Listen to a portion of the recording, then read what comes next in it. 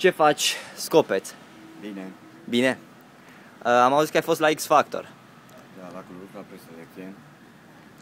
Deci, un cântec în 6 cântece ce am putut să cânt, am cântat 6 pe română și una pe engleză. Așa.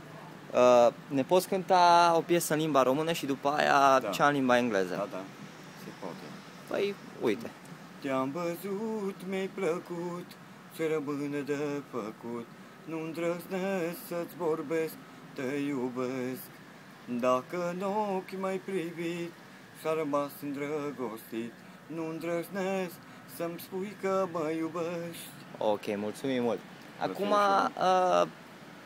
cântă-ne piesa în limba engleză, spune-ne și numele ei. Deci în limba engleză se cântă You Want To Go.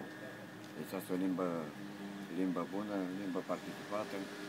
Așa, păi cântă-ne piesa. You want to go, you want to suban, you want to suban, I made some nevan this Tokyovan.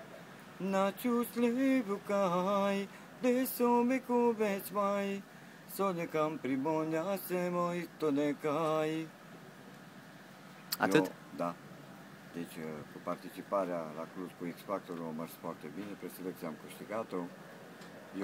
Acum mergi la București? Plec la București sâmbătă seara. Sâmbătă seara, cu ce mergi? Pe duminică cu trenul. Cu trenul.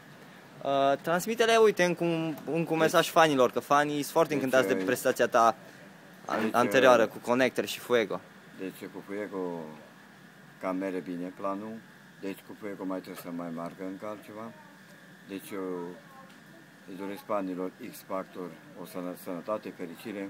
Bine, fanilor care te urmăresc, uite, pe internet acum și care te-au apreciat.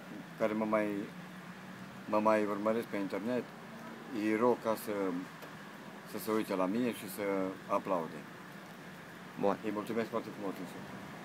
Mulțumim și noi. Fă cu mâna la cameră. Salut, salut!